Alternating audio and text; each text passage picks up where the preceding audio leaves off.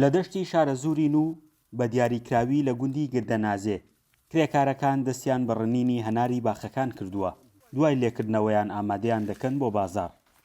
دوای 15 ئیتر ئێمە دەسەکەین بە دروستکردنی گروپەکانیشمان لە 10 نەفەرەوە بۆ تا 15 نەفەرە نیوەی کوڕە نیوەی کچە تێکەڵە بەو شێوازە بەیانیان سەعات حەوت هەڵەسین لێنە ناو باخەکان دەسەکەین بە چنینی هەنارەکان ڕنینی لێکردنەوەیان و دواتر سیارەمان بۆیەت بە شێوازی حەملە دەریەکەینە دەرەوە بۆ ناو دەرە و ئەیبین بۆ ناو بەڕادەکان لە هەڵەبجەی شەید لە عەلوەکە.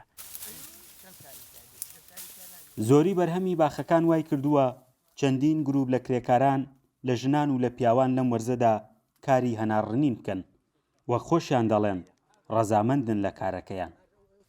خۆش ینی ناڕەحەتیشی هەیە ناڕەحەتەکانی ئەوەی بۆ ناو باختەوە بڵێ چڕیە ینی بۆ کرێکە تۆزە ناڕەحەتە بە ڕاکێشان و ئەم شتانە لەگەڵ ئەوەیشە کاتەکەشی سەعات 4 ئێوارە ئەگەڕێنەوە بۆ ماڵەوە کرێکاریش وەکو هیچی تر نییە ینی وجدانی خۆگەر مرتاح بوو لەگەڵ کارەکەیە یعنی خۆش و ئاسوودەتری لەگەڵ ئیشەکەی خۆتە کرێکاری چۆن بڵێن ئەکو عیبادەت وایە هیچ فەرقی نییە کاسپی حەلاڵە.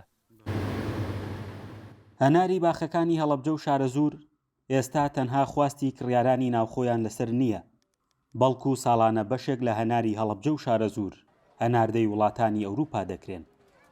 لەمایەکان نزیکەی 3000 تا 3500 کرێکار بەلایەنی کەم و کارێکا لەگەڵمانە ڕۆژێ ئەگەر 100 کەسی حسێ بکەین ئەوە شتێکی زۆر چاکە بۆ ناوچەکە چونکو هەلی کارێرە زۆر کەمە.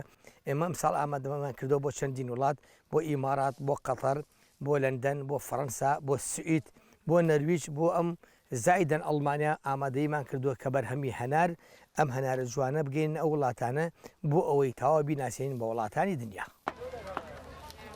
ساڵانە بەپێی ئامارەکانی وەزارەتی کشتوکاڵی حکوومەتی هەرێمی کوردستان 25 بۆ 30 هزار تۆن هەنار لە هەڵەبجە بەرهەم دەهێنرێت.